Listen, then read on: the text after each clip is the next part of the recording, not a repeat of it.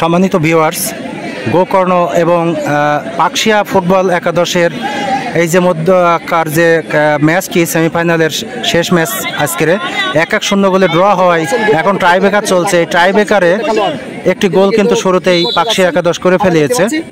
আবারও কিন্তু এবার কিন্তু গোকর্ণ একটি গোল করলো, অর্থাৎ সমতা চলছে। উভয় দল একটি করে সুযোগ পেয়েছে, একটি করে সুযোগ কিন্তু কাজে লাগিয়েছে, আমরা দেখলাম। আপনারা জানেন 1-1 গোলে কিন্তু সমতায়। এই মাত্র কিন্তু দ্বিতীয় বল মারার জন্য ইমন পাকশিয়ার এবং মিস বল কিন্তু ইমন কিন্তু আজকে আসর জুড়ে কিন্তু সরাসরি বাইরে, সাইড লাইনের বাইরে মিস হলো। বল সাইড লাইনের বাইরে মিস হলো।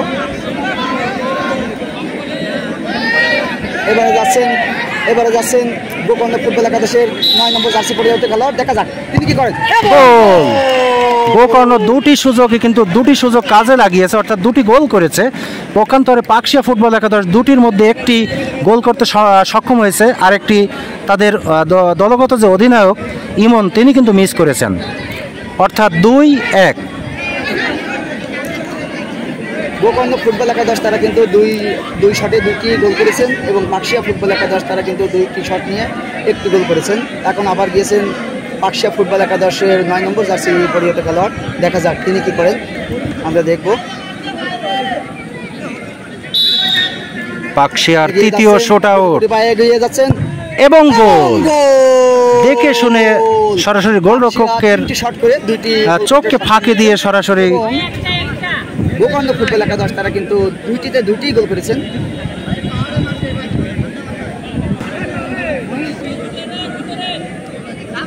আবারও যাচ্ছেন, কিক নিয়েছেন, দেখা যাক এবং গোল। গোলকিপার কিন্তু নিজেই কিক নিয়েছেন এবং গোল করেছেন।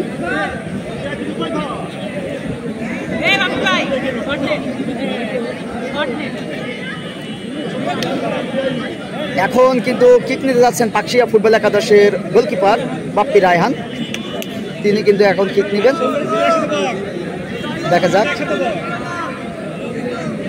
তার কিকটি কি হয়, আমরা দেখব। বাপ্পি রায়হান গুটি পায়ে এগিয়ে যাচ্ছেন, কিক নিয়েছেন এবং ঠেকিয়ে দিয়েছেন এবং জয়ের এক ধাপ কিন্তু এগিয়ে গিয়েছেন ওই গোকর্ণ ফুটবল একাদশ। তারা কিন্তু দুটি গোল সেভ করে দিয়েছে।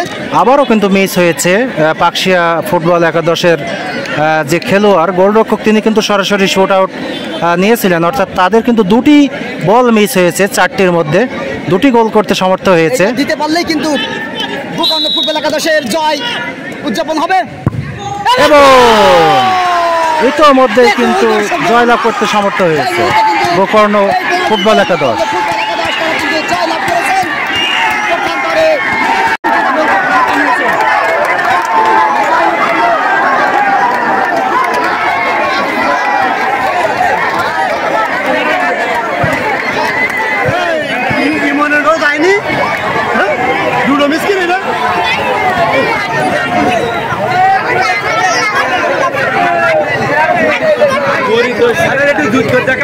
খুব ভালো লাগছিল।